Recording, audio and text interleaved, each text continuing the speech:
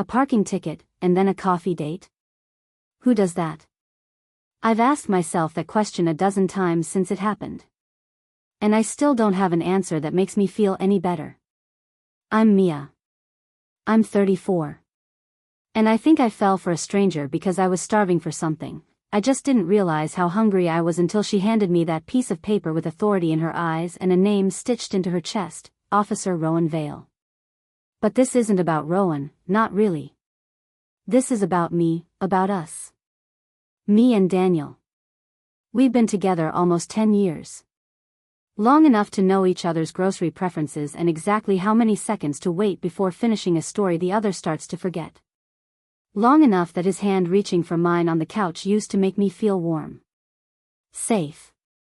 Wanted. Now it feels like a habit. Like brushing your teeth at night or locking the door twice even when you know once is enough. You do it not because you feel it, but because not doing it would feel wrong in a different way. We used to have that spark.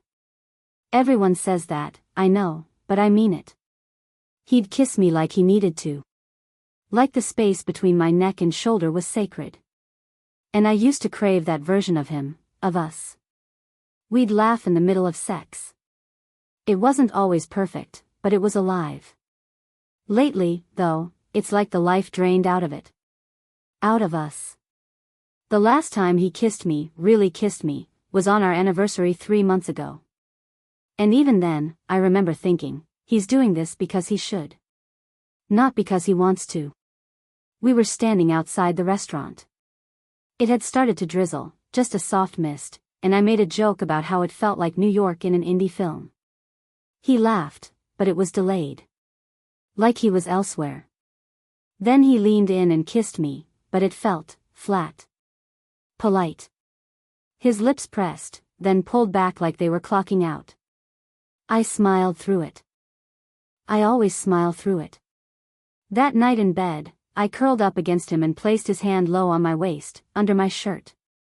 His fingers tensed, then relaxed, then just stopped moving. Like a placeholder. We lay there for 20 minutes, breathing together, but not touching anymore. I could hear the fan overhead and the dog shifting in the hallway. That used to be the moment he'd tug me back against him and whisper something stupid that made me laugh into the dark. Now I just closed my eyes and tried not to feel how much space was between our bodies, even though we were right there. So, the ticket. It happened on a random Wednesday. I'd double-parked to grab a bagel, and she, Officer Vale, was already writing the citation when I came back out. She had this look. Sharp. Calm. Not cruel, just precise. And when she looked at me, something in me flickered. I don't even know what it was. Not lust. Not yet. Just recognition. Like she saw me. Like I was seen for the first time in a while, not just expected to be who I've always been. I'm really sorry, I said, smiling like I always do. She nodded, handed me the ticket, and said, most people are. That should have been the end of it. But instead, I stood there, holding that ridiculous pink paper in my hand and blurted out, "Do you drink coffee?" She raised an eyebrow. "Is that your way of bribing me?" I laughed, too loudly. "No. Just. I don't know. You seem interesting." We got coffee the next day. We talked about our families, about how she hated being called ma'am, about music and how she played bass in college. We didn't touch. We didn't flirt, not really. But when I got home that night, Daniel asked me how work was, and I said, fine, because it was easier. He leaned in to kiss my forehead. Just a soft press. The kind a brother might give a sister. And in that moment, it hit me, we don't see each other anymore. We perform each other. We act like we're okay. We do the things couples do. We pay the bills, we clean the kitchen, we remember birthdays. But underneath all that, the pulse is gone. And what scared me most wasn't that Rowan made me feel something. It was realizing just how numb I'd become before she did. Daniel's a pediatric surgeon. Steady hands, calm voice, the kind of man who can slice into a child's heart and still smile at their parents like hope is a science. Everyone adores him, nurses, neighbors, even my mom. I did too. I still do, just not in the same way. He works long hours, and when he comes home, he crashes hard. But lately, I've noticed he doesn't ask about my day anymore. He just assumes. Busy, he'll mutter, reaching for me, tugging me into his lap on the couch like we're in some montage of a happy couple. I go, of course. I let myself be pulled. I sit on him. Let him kiss my neck. His hands find the curve of my waist, then drift lower. Like clockwork. And I freeze. Not because I don't want him. I do. But because I want to talk first. I want him to ask why I haven't been sleeping. I want him to notice that I've started journaling again, not in that casual self-care way, but like I'm trying to claw my way through something heavy. I want him to see me spiraling. Instead, he grips my hips and thinks I'll soften. Sex used to be our language. The way we melted back into each other after fights. Now it feels like the only time he really tries to connect, and it makes me feel used, even though I know that's not what he means. One night, I tried to explain. He was kissing me, mouth insistent, hands roaming, and I gently pulled back. Hey, I said, voice quiet. Can we just talk for a second? He stilled, blinking. Talk about what? I shrugged. I don't know. Us. I feel like we're off. He let out a short breath, like I'd accused him of something. Mia, I missed you today. I'm trying here. I know you are. But this, I gestured between us, it feels like you only want me when we're naked. That's when I get your full attention. He stood up, jaw tight. That's not fair. Do you have any idea how hard I work? Yes, I said, voice catching. But do you know how hard I'm trying to not disappear in this? Silence. He rubbed his temples like he was the one being drained. And maybe he was. Maybe we both were. Just in different ways. Later that night, he climbed into bed behind me. Slid his arm around my waist. Pressed his chest to my back. His lips brushed my shoulder, soft, apologetic. I'm sorry, he whispered. I don't always know what you need. And there it was. The hardest part. I don't either, I whispered back. Because I didn't. I only knew what I didn't need, to feel like a body before I felt like a person. The next morning, I stood by the sink with my coffee while he buttoned his shirt, his stethoscope already slung over his neck. He looked rushed. Always rushed. You're quiet, he said, eyeing me. Just tired, I lied. He kissed my cheek, then left. And I watched the door close with the same feeling I'd had 100 mornings before, like I was still here, still committed, but vanishing in pieces. It wasn't Rowan who changed me. It was realizing I could sit across from someone, a total stranger in a police uniform, and feel more emotionally naked than I did lying next to the man who knew the freckle on my hip and the shape of my laugh. That's when I knew. Something had shifted. Quietly, steadily, and maybe permanently. It was Saturday afternoon. The kind of golden, quiet day I used to long for, no surgeries for Daniel, no calls from the hospital, just us, home, the dog snoring against the couch, and the scent of coffee lingering in the kitchen.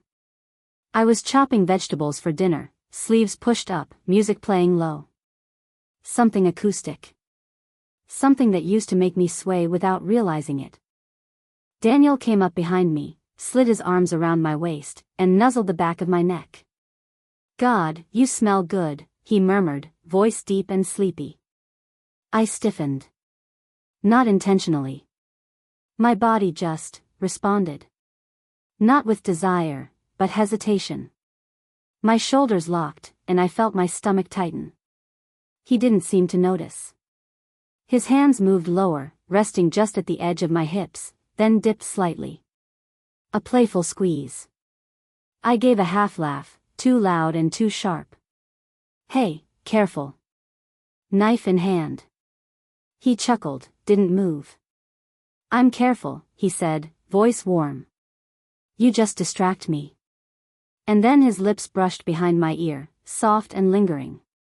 It was meant to be tender. Intimate. But all I felt was pressure. Inside, I was screaming don't pull away again, but my body was already leaning forward, out of his grip. I focused on the cutting board. Carrot. Slice. Slice. Slice. He noticed that. What's going on with you lately? He asked, gently, not accusatory, but confused. I paused, knife hovering midair. Nothing. He stepped beside me, brushing my arm. It's like I touch you and you flinch. I exhaled. I don't know. Tired, maybe. You've been tired a lot. I have. His hand reached for my face, thumb grazing my cheek. I turned my head slightly, letting it happen, but it felt choreographed. Like I was acting in my own life. He leaned in and kissed me. It was a slow kiss. The kind that, years ago, would have lit a fire in my stomach. The kind that used to leave me breathless, heart thudding. Now, I felt nothing. Not revulsion. Not comfort. Just blank. I kissed him back out of muscle memory, then pulled away and gave him a small smile. The kind you give to people you don't want to disappoint. He looked at me for a second, really looked. Then stepped back. Not angry. Just distant. I'll go walk Scout, he said quietly. I nodded, pretending to return to chopping. The second the door shut behind him, I dropped the knife into the sink and leaned over the counter, forehead resting against my forearm. Tears prickled behind my eyes, but they didn't fall. I didn't want to hurt him. I didn't even know how to explain what was wrong. But something in me had gone quiet. And the worst part was knowing I wanted to want him. I wanted to feel that heat again, to meet him halfway. But every time he touched me, it felt like I was being nudged into something I hadn't agreed to. Even love had started to feel like an expectation. And in that moment, in the silence of the kitchen, I asked myself the same question I'd been choking on for weeks. It happened over dinner. A quiet, simple Wednesday night, lasagna, salad, 2 glasses of red. We'd both gotten home early for once. He'd even lit candles, which used to mean something. Daniel was doing what he always did when he was trying, asking about my day, complimenting the food, making soft eye contact across the table. You used to hum when you cooked, he said, smiling. That little Fleetwood Mac song. Haven't heard that in a while. I froze, fork halfway to my mouth. The words were innocent enough. But they landed wrong, like a reminder of someone I wasn't anymore. Yeah, I muttered. Guess I stopped. He tilted his head. Why? The question was simple. The answer wasn't. I opened my mouth, then closed it again. I wanted to keep the peace. To be kind. To make this night easy, because I knew he was trying. But something cracked. I don't know, Daniel. Maybe because I feel like a ghost in my own house, I said, too sharply. Maybe because I can't even chop a carrot without you grabbing my ass or kissing me like it's a warm-up. He blinked. Wait, what? You think it's sweet, I said, pushing my plate aside, appetite gone. But sometimes it feels like you only see me when I'm in the kitchen or in bed. He leaned back slowly, eyebrows knitting. Mia, that's not fair. I touch you because I love you. I know, Daniel, I snapped, voice rising. But I don't feel it. Not lately. I feel like a body you remember to hold when your shift ends. Silence. He looked genuinely stunned. Like I'd spoken in another language. Like he hadn't seen this building at all. I kissed you this morning, he said, voice quiet. You didn't even look at me. Because I don't want every kiss to be a transaction. A lead-in to something I'm too tired to fake. He stood now, pacing the side of the dining room. You're saying I make you feel unsafe? No, I said quickly, instantly. Not unsafe. Just, unseen. Like I'm only real when I'm convenient. His jaw worked, but no words came out. That's what made it worse, the silence. Not anger. Not empathy. Just silence, like he was trying to do the math and the numbers didn't add up. I stood too fast, chair scraping the floor. My chest was tight and hot, eyes glassy, voice cracking now. You know what the worst part is? He didn't answer. The worst part is that I asked a stranger out for coffee last week because she handed me a parking ticket and actually looked me in the eyes. His head jerked up. What? It wasn't a date, I said quickly, ashamed already. We just talked. I needed to talk to someone. He stared at me, breath shallow. So you, what, cheated? No, I said, my voice breaking. Not physically. I just needed to feel like a person again. Not a placeholder. He didn't yell. He didn't call me names. He just looked away. Silent. And somehow, that hurt more. I went upstairs after that. Curled up on the bathroom floor like a kid. My chest ached, my ribs tight, and I couldn't stop the flood of tears. I felt raw and exposed and cruel. Why did I say it like that? Why now? Why dinner?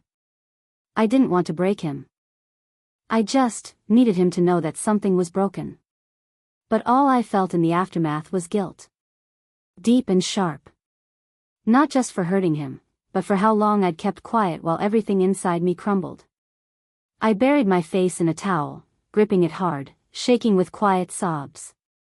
We moved around the house like strangers borrowing the same space. His shoes still sat by the front door. His keys still hung on the same hook. He still folded the laundry with precision, still made the coffee strong the way I liked it. But everything in between felt hollow. We didn't fight again. We didn't even speak much. The morning after our blow-up, he went to work without saying goodbye. I heard the door shut from upstairs and didn't move. Couldn't. By the third day, we were polite, the kind of careful you are with someone grieving, except we didn't know if we were grieving each other or just the idea of who we used to be. I missed him. Not just the version I wanted him to be, but him. The man who used to rest his chin on my shoulder while I typed late into the night. The man who kissed the inside of my wrist before surgeries, like it was his little ritual of protection.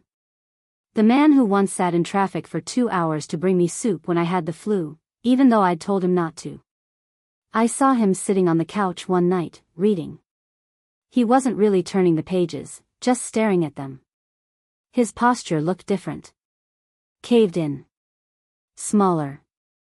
He looked like a man carrying something he didn't know how to put down. I almost sat next to him. Almost reached for his hand. But the fear of rejection, or worse, indifference, froze me. So I stayed in the kitchen, pretending to clean something that didn't need cleaning. Later that week, I heard him cry in the shower. It was muffled, barely audible, a choked sound behind the curtain and rushing water. I sat on the edge of the bed, staring at the floor, knowing I could open the door, pull the curtain back, hold him. But I didn't. And the shame of that lingered in my chest like smoke. Because Daniel wasn't cruel. He wasn't distant because he didn't care. He was distant because I'd pushed him away, piece by piece, over months of silence and small rejections. He wanted to love me the only way he knew how, and I never told him it wasn't working until it was too late. I started noticing the little things. How he no longer reached for me at night. How he didn't linger in the doorway when he left for work. How he never said I love you unless I said it first, and even then, it sounded unsure. I missed us. I missed me when I was with him. The lightness. The stupid inside jokes. The way we used to dance in the kitchen, barefoot, offbeat. But I also knew something had shifted in me that might not shift back. I stood in the hallway one evening, watching him through the crack in the bedroom door as he sat on the edge of the bed, shoulders slumped, head in his hands. The same hands that had once held me like I was something delicate and rare. My heart twisted. I wanted to go to him. But I didn't know if it was to fix us, or to say goodbye. That night, I sat alone on the porch, wrapped in a sweater, the early spring air crisp against my skin. My hands curled around a mug of tea I didn't drink. The stars looked sharp. The silence felt like pressure. I asked myself the hardest question I'd ever faced: do I still want this? Do I still want him? Or do I just want to not feel like the bad guy? The truth came like a whisper. I didn't know. Not yet. But I knew I couldn't stay in limbo. Something had to change. And it had to start with me. It happened one night, maybe 2 weeks after the blow-up, maybe more. Time had gotten blurry. Daniel was home early, which used to mean something. I was folding laundry on the bed. He came in without speaking, sat down across from me, and picked up a towel to fold.